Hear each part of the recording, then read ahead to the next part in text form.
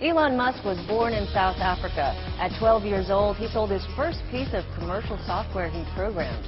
Years later, he went on to make his fortune during the internet boom, making just under $200 million with PayPal and just over $20 million with Zip2. Now, 39 years later, Elon is building rocket ships and making electric cars as the CEO of SpaceX and Tesla Motors. Elon's dream is to make living on Mars a reality, maybe an affordable reality, during his lifetime. Here's my interview with Elon Musk, one of the most celebrated entrepreneurs today. So clearly you have many aspirations and an overwhelming drive to innovate. Take us back to when you were young. What were you like? What did you do? And how was motivation and drive sort of manifested and cultivated? So I definitely was very driven as a kid and very willful. One of the things that I remember most from my childhood is I was, I think, 6 or something, maybe around that age. I was just learning to read, basically, and I was grounded one afternoon and prevented from going to play with my cousins who lived on the other side of town. And I disagreed with this, so I escaped from my nanny and walked across town. At 6? Yeah. Okay. And I could barely read the road signs. So, I mean, in retrospect, this was obviously a very foolish thing to do because something terrible could have happened to me. I could have been kidnapped or run over or something like that. Right. But I was so determined to go play with my cousins that I basically walked clear across the city, the capital city. At 6 years old? Yeah. And then you made it there, so you're successful, so you figured I can do anything I want. I wouldn't say it's quite like that. Until you got grounded. My mom got really freaked out because she saw me, just as I was getting to my cousin's house, she saw me walking along the sidewalk and flipped out because she didn't know how I got there. And then I saw her and I ran and climbed up a tree, and I wouldn't come down until they promised they wouldn't punish me and that I could play with my cousins. And so they never punished you? I didn't get punished, actually, but they didn't let me play with my cousins either. Well, that's good. Yeah. So your parents were influential in some ways. They took care of you, even though they let you, find your way across town by yourself. But how did they influence you? Did they make you read? Did they encourage, education? Did they make you go to science camp? Did they make you build things?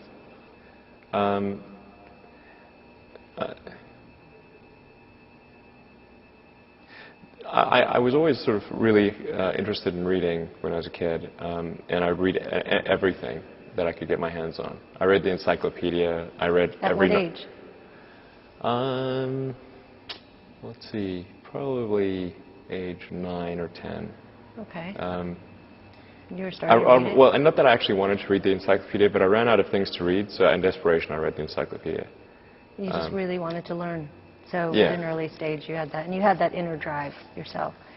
Yeah. So. Well, I just sort of, I got bored easily, and so unless I was doing something like reading or playing a video game or watching TV, and we had like terrible TV in South Africa. It was really bad TV.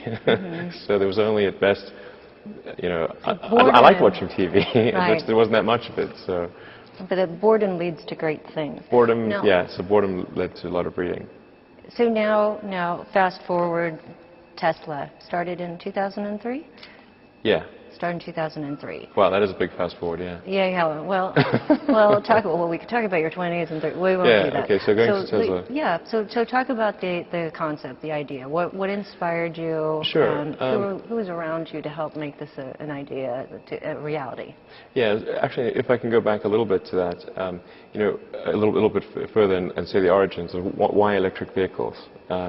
Well, when I was in college, I thought about what are the things that are most going to affect the future of humanity, and the 3 things I came up with were the internet, transitioning to a sustainable energy economy, and that means both production and consumption of energy in a sustainable way, and the third was space exploration. So my interest in electric cars goes back 20 years to when I was in college, and In fact, the original reason I came out to Silicon Valley was to go to Stanford to work on a PhD in applied physics and material science to develop advanced energy storage technologies for electric vehicles. Okay. So this is a really long-standing interest of mine. Right. Goes back to way before 2003. But the thing that kind of spurred things in 2003 was a lunch that I had with Harold Rosen and J.B. Straubel, and that I got this sort of call out of the blue from Harold Rosen. He's a famous guy in space and electric cars. Oh. So he had something called Rosen Motors, but he also worked for Hughes Aerospace. Mm-hmm. And that's kind of how the connection kind of bridged over. And at the lunch, we're just talking about a bunch of things in general, and I mentioned that I had originally come out to California to work on electric vehicle technologies, and then Right. Harold mentioned, told me a bit about his past with Rosen Motors, and then JB mentioned that hey, there's this company called AC Propulsion that has this kind of very rough prototype electric sports car running on lithium-ion batteries, and it's getting really good performance. So I said that sounds interesting, and I thought with the advent of lithium-ion, that really is a sort of a key enabler for electric cars. Right. So JB arranged for a test drive of the AC Propulsion T0 in 2003. How many miles did it go back then? Well, actually, the performance specs of the T0 are very, very similar to the Roadster. Oh. But it's a much more primitive car. It's basically like a kit car. Mm-hmm. It's sort of just a fiberglass. Like a golf cart or something. It's a little bit of a golf cart, but it's not something you could ever sell to people. Okay. Like it didn't have a roof. Okay. It didn't have any safety systems. Mm-hmm. It was very expensive and hand built. Mm-hmm. So I tried to convince the AC Propulsion guys to commercialize the T0 and said, hey, I'm willing to fund you if you want to commercialize the T0, but it just wasn't of interest to them.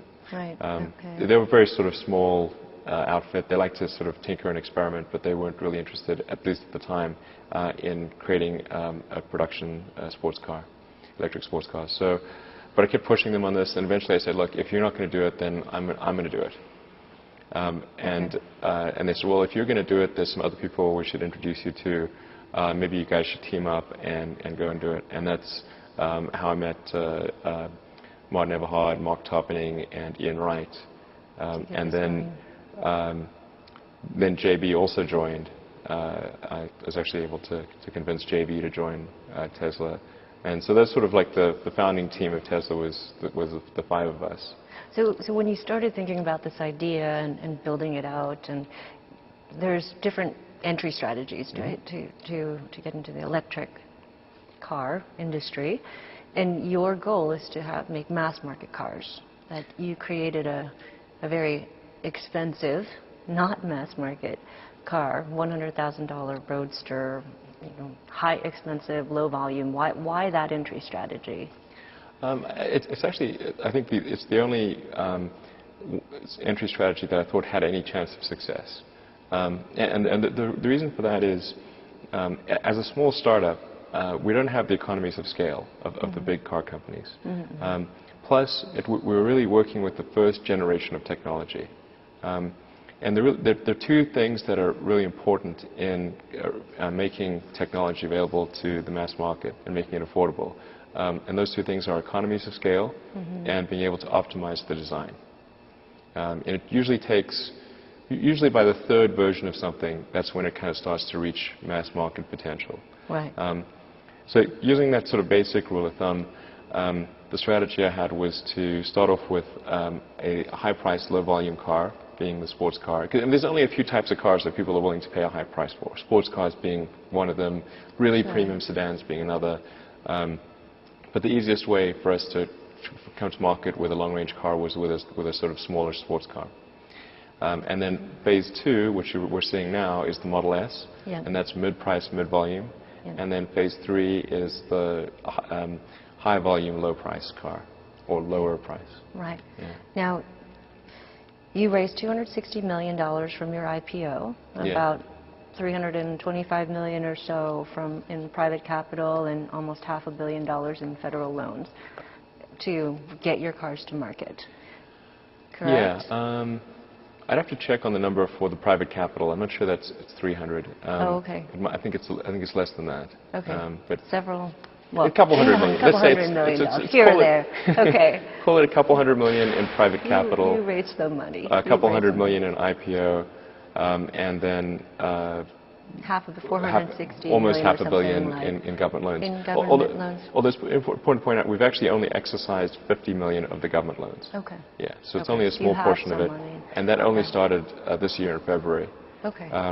One of the common misperceptions out there is that we got bailed out by the government last year, because that's very common, isn't it? Or to say everybody's getting bailed out. But actually, the first government cash we received was only earlier this year in February. Okay. And we did make an announcement last year that we'd received a conditional commitment from the Department of Energy, but it was not. We didn't actually receive any cash. So if we'd needed cash or if we needed cash last year from the government, we'd be dead. So but you have sort of a credit line from the government, as sounds yeah, like we're essentially a credit line. Okay. Do you think you'll draw on that, and do you think that you will need? Okay, so you will draw on that, but you have sufficient funds, and just what's the probability that you will not have to raise additional money before you get the Model S out in 2012? Well, I think we have really, it's very unlikely that we will need to raise additional money for the Model S program. I feel very confident in being able to complete the Model S program for something very close to what we have budgeted, which is on the order of $500 million in total. Okay.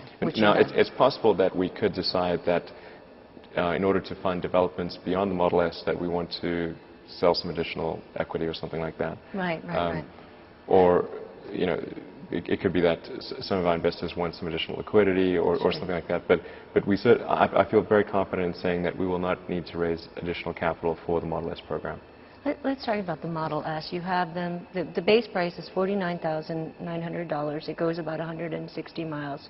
And then it goes all the way up to 100,000, as you said, and maybe 300 miles or so.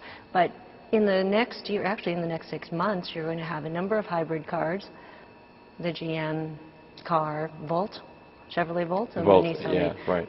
Different markets, yes. I mean, 33,000, 41,000, but the car, your Model S is $49,000. You know, that's sort of similar markets. I mean, if you... I wouldn't say they're similar markets. Really? Yeah. Well then, okay. Because you could, well, wouldn't you want to get somebody in the market for a $41,000 car to upgrade and buy a $49,000 car? Well, I think the best way to think of the Model S is that it's comparable to, say, a BMW 5 or 7 Series or an Audi A6, A8. Yeah.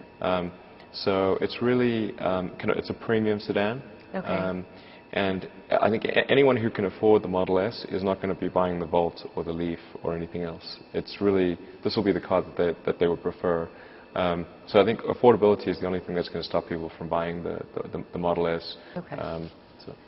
So no, Tesla benefited from the zero-emission vehicle program. Yeah. You made about $8 million in that. So to what extent did that factor into the decision to make pure play electric cars versus hybrid cars?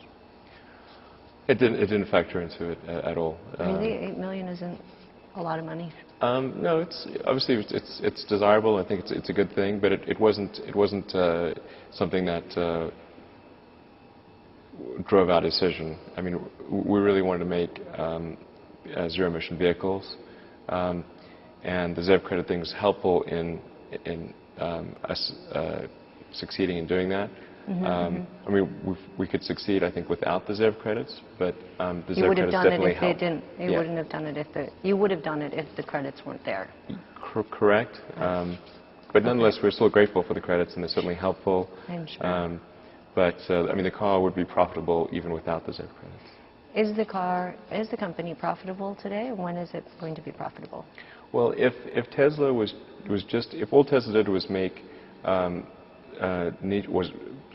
sports cars, if we were just a niche sports car maker and sold powertrains to other car companies, we would be profitable today. So we're running right now around 20 to 22% gross margin.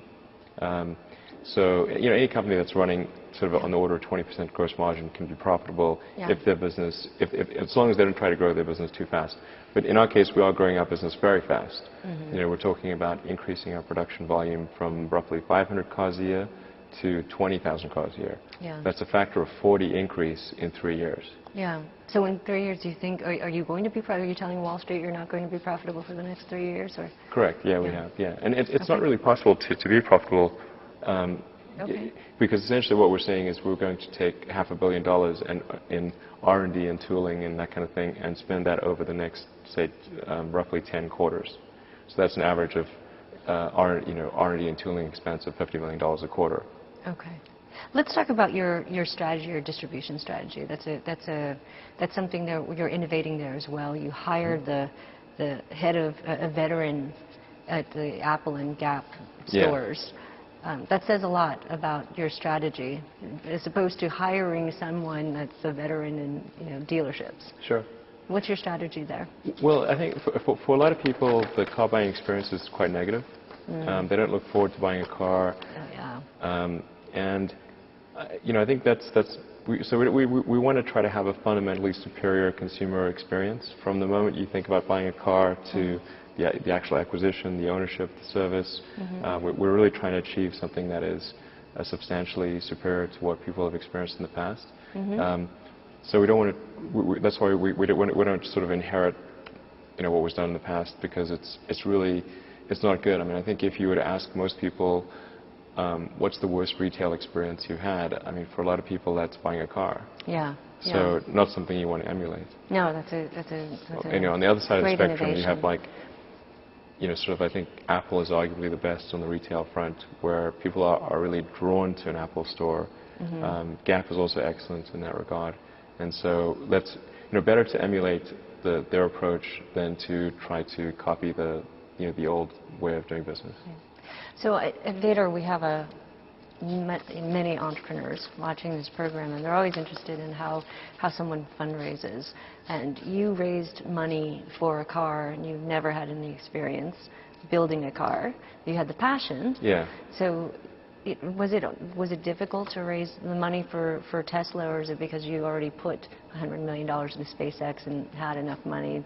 Did that make it easier to bring new investors into your venture? Well, I think I had the advantage initially of having the capital from PayPal, and so I was able to do all of the initial funding myself. For Tesla? Okay. Almost all. I shouldn't say all, but like 90% of it. And then there were some other investors. There were some minor venture investors in the beginning. So not very. But essentially, I did almost all the initial investment myself. And with that initial investment, the first thing we did was to try to get a working prototype. How much was that? Did you put in for the working prototype, an initial investment? I think it took us. Well, I did most of the Series A and Series B. I think I put in probably about $15 million or something like that. Okay.